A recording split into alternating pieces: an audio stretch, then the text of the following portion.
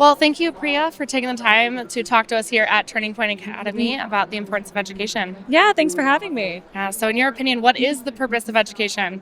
I think the purpose of education is to foster the growth of the youth, to help every individual child and person to achieve their greatest potential. What do you think kids need to learn nowadays so that they can be the best employees and the best professionals for their future? Yeah, so I think one of the biggest things is to be able to see and understand the fruits of your labor and to prioritize hard work over all else. And unfortunately, I think that's been lost a lot in not only the education systems, but throughout the society. Instilling a love for our country, our culture, and wanting to make this country and the world the best place it can possibly be. You've been really outspoken about DEI. Yes. Why is that a problem? DEI specifically, I think, is a huge problem, not only because it overlooks and discriminates against people due to their race and gender, it actually hurts everybody involved, right? So if we're looking at, the workplace, and employees are getting hired based off of DEI quotas, and other employees or potential employees are being overlooked simply because they don't check a box and they're not the right skin color or sex, it's pretty ridiculous and it's not right at all. It's very wrong. These companies are suffering due to that, and so are their employees. The workplace culture is suffering as a result of it. And I think we're seeing that throughout schools as well, like in college admissions, for example. I know affirmative action, the Supreme Court ruled against it, but these schools are still weaving their way past those laws and still implementing these policies, and it's really disappointing to see. Yeah, absolutely. And even like the idea of critical race theory or even just Absolutely. what is a woman and Yes. LGBTQ agenda is being taught younger and younger in our school systems. Yeah, absolutely. And from the same people that say to trust the science, but at the same time, they cannot tell you what a woman is. One of our Supreme Court justices famously said she can't tell us what a woman is because she is not a biologist. I'm not a veterinarian, but I can tell you what a cat is. Yeah, that's why here at Turning Point Academy, we want to focus on teaching kids what is true, good, and beautiful. Absolutely. And be able to actually have kids know how to think, not what to think. Yes. What do you think is one of the best tactics to do that? Going back to our founding principles, honestly.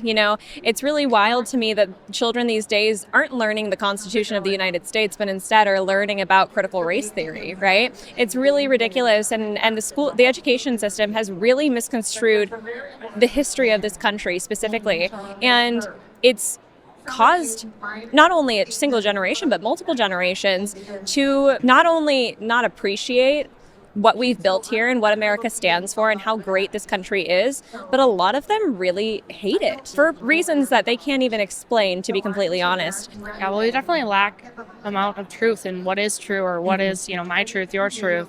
And that is definitely harming, I think, the education system. Yeah. And kids being able to discern what is actually true, not just Yes. like objectively true. Yeah. Well, you also have been a proponent of President Donald Trump being Yes. back into office. So Yes. he's made many claims on things he wants to change in regards to education, like dismantling the Department of Education. He's talked about giving money in tax cuts back to homeschool families. Yeah. What do you think is going to be the most important thing that the Trump administration can do to revive education? Yeah, I think all those policies that President Trump has been floating and promoting honestly are going to really benefit the education system in this country. Myself, I was homeschooled all throughout junior high and high school, and it was probably the best thing that could have ever happened to me. I really loved my schooling experience, and I hope that now, as many bad things came out of COVID, that was one of the really good things that did come out of COVID, is this normalizing of homeschooling, right? And so many families are going back to that. And a lot of people don't realize how many resources there are when it comes to homeschooling your kids and educating your kids yourself. You don't have to do it all by yourself, right? And giving the power to determine what is in our children's education systems, especially our public schools, back to the communities, back to the parents, back to the school boards, not this government overreach that we've been seeing.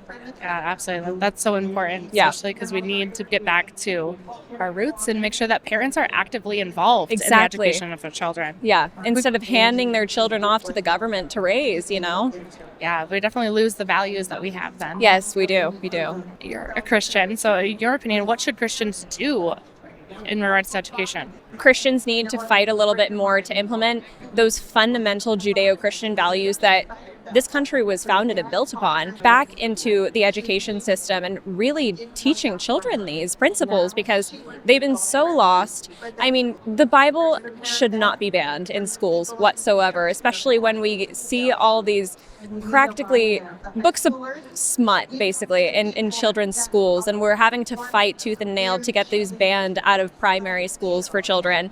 And yet, we can't pick up a Bible at the local school library is pretty ridiculous. Definitely, we need to stand firm as Christians. Our upcoming Educator Summit is going to be focusing on the topic of make education great again, returning back to our purpose.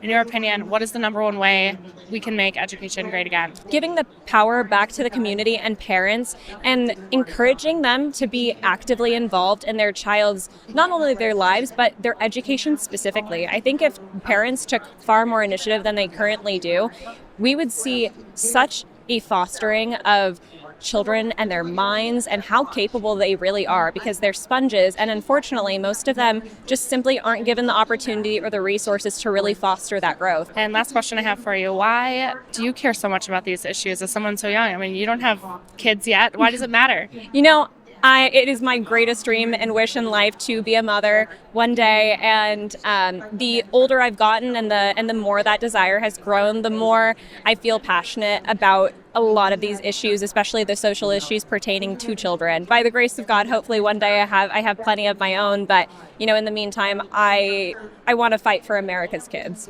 Yeah, absolutely, because they're still made in His image, whether Absolutely. they're your biological children, your nieces, your nephews, your cousins. Yeah, exactly. And we're all brothers and sisters in Christ. Children are really the future. Absolutely. Well, thank you so much for taking time to talk to Thank us you so about much for having the me. impact of DEI and what we need to reform here. Yeah, absolutely. Education. Thank you so much for having me.